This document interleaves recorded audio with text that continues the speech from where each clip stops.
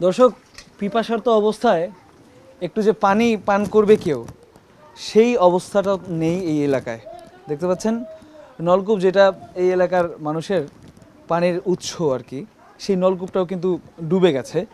এবং শুধু নলকূপ না, সব কিছু ডুবে গেছে। রান্নাঘর থেকে শুরু করে তাদের বাড়িঘর সব কিছুই ডুবে গেছে। দেখতেই পাচ্ছেন যে এলাকার মানুষ পানিবন্দী হয়ে পড়েছে। উঠানের মধ্যে কোমর পর্যন্ত পানি, এবং ঘরের মধ্যেও পানি ঢুকে গেছে। অনেকে কিন্তু ঘরের জিনিসপত্র বিভিন্নভাবে উঁচু করে রাখছে। যতটাই ভেতরে যাচ্ছি বেগমগঞ্জের, ততটাই কিন্তু আমরা দেখতে পাচ্ছি যে দুর্বিষহ সব চিত্র। আসলে মানুষের যে কষ্ট, মানুষের যে হাহাকার, সেটা কিন্তু আমরা খুব কাছ থেকে দেখছি এবং আপনাদেরও দেখানোর চেষ্টা করছি। আসলে এখানকার মানুষের দুর্ভোগের কথা যতটুকুই বলবো ততই কিন্তু কম। দেখতে পাচ্ছেন উঠানের মধ্যে হাঁস ভেসে চলেছে। যে উঠানে তারা হেঁটে বেড়াতো, সেখানে আজ তারা ভাসছে। এবং যেটা দেখা দিয়েছে, মানুষজন তারা কিন্তু খাবারের অভাবে এখানে অনেক কষ্ট করছে। তারা আমাদেরকে যেটা জানিয়েছেন যে তাদের কাছে পর্যাপ্ত খাবার নেই, এবং যা ছিল তা একদম শেষের দিকে। এখন অনেক পরিবার রয়েছে যারা একবেলা খেয়ে রয়েছে, বা গতকালকে একজন খেয়েছে, আজকে এখনও পর্যন্ত খায়নি, এমন পরিবারের সংখ্যাও কিন্তু অনেক রয়েছে। এছাড়া যেটা আমরা দেখেছি, অনেক শিশু রয়েছে, অনেক গর্ভবতী নারীরা রয়েছে, তারা কিন্তু অনেক ঝুঁকির মুখে রয়েছে। কারণ যে পানি, এই পানি কিন্তু অনেক নোংরা পানি, এবং নোংরা হওয়ার কারণে যেটা হয়েছে, এই পানির সাথে সাথে তারা কিন্তু নানা ধরনের পানিবাহিত রোগে আক্রান্ত হয়ে পড়ছে।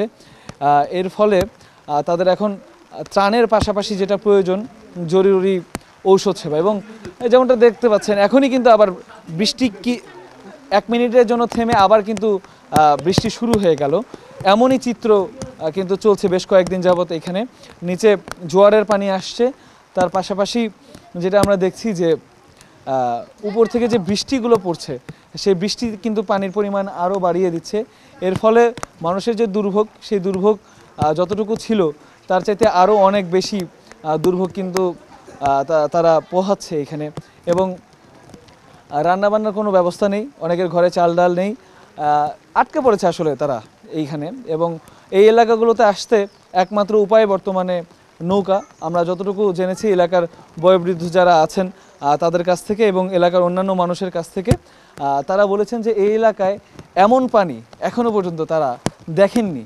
এবং এর ফলে যেটা হয়েছে, আমি একটু যদি দেখাই ওইদিকে, ওই শিশুদেরকে এভাবে ঘরের মধ্যে নিরাপদে রাখার চেষ্টা চলছে। ঘরের মধ্যে কিন্তু পানি, তারপরেও তাদেরকে কোনো রকমভাবে কিন্তু মুরব্বী যারা আছেন বা তাদের যারা অভিভাবক আছেন তারা কিন্তু ধরে রাখছেন। কারণ শিশুরা যেহেতু অবুঝ, তারা এই পানি দেখলে বা তারা নামতে চায়, বাইরে বেরোতে চায়, তবে তাদেরকে কিন্তু তারা ঘরের মধ্যে নিরাপদে রাখার যথেষ্ট চেষ্টা করছেন। যদিও এখানে নিরাপদ বলতে এখন আর কিছুই নেই। নিরাপদ পানির অভাব, নিরাপদ খাদ্যের অভাব এবং নিরাপদ যে পরিবেশ, সেটার প্রচুর অভাব রয়েছে। এছাড়া আরও সংকট যেটা বাড়িয়ে দিয়েছে, এই এলাকাগুলোতে কিন্তু সাপের উপদ্রব বেড়েছে। বিভিন্ন মানুষের ঘরের মধ্যে কিন্তু বিষাক্ত সাপ কিন্তু ঢুকে যাচ্ছে। এর ফলে যেটা হচ্ছে যে তারা ঘরের মধ্যেও নিরাপদ না, বাইরে তো পানি এবং ঘরে সাপের উপদ্রব। এর ফলে উভয় সংকটে ভুগছে এই এলাকার মানুষ।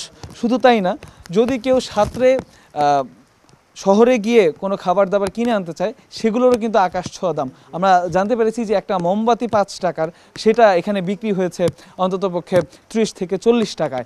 এছাড়া যারা সিলিন্ডার গ্যাস ব্যবহার করে, যাদের মোটামুটি একটু পাকা বাড়ি আছে, বাড়ির ছাদে খাবার দাবারের ব্যবস্থা করতে চায়, তারা সিলিন্ডার গ্যাস যে ব্যবহার করবে, সেই সিলিন্ডার গ্যাসের দামও কিন্তু কমপক্ষে বোতল প্রতি কমপক্ষে 1000 থেকে 1500 টাকা বৃদ্ধি করা হয়েছে। তো বন্যার যে দুর্গতি, সেটার পাশাপাশি ব্যবসায়ীদের যে একটা সিন্ডিকেট বা ব্যবসায়ীদের যে আগ্রাসন দাম বাড়ানোর, সেটাতে কিন্তু আরও বেশি নাজেহাল হয়ে পড়ছে এই নোয়াখালীর বেগমগঞ্জ এলাকার এসব মানুষ। একে তো ঘরে খাবার নেই, তারপরে যে সীমিত অর্থ ছিল সেগুলো দিয়ে যে তারা দুবেলা দুমুঠো ভাত জোটাবে বা আহার জোটাবে তাদের পরিবারের কাছে, সেই অবস্থাটাও কিন্তু এখন আর রাখছে না কিছু অসাধু ব্যবসায়ী। কারণ জিনিসপত্রের দাম তারা কিন্তু অনৈতিকভাবে বাড়িয়ে দিচ্ছে। আর এছাড়া এই এলাকাগুলোতে এখন যেটা দরকার, সেটা হচ্ছে প্রচুর প্রচুর ত্রাণের দরকার আছে এবং ঔষধের দরকার আছে। পানি বিশুদ্ধকরণ ট্যাবলেটের কিন্তু প্রচুর প্রয়োজন রয়েছে এই সমস্ত এলাকার। তা না হলে এই এলাকার মানুষের যে দুর্গতি, পানি কিন্তু ক্রমেই বেড়ে চলেছে।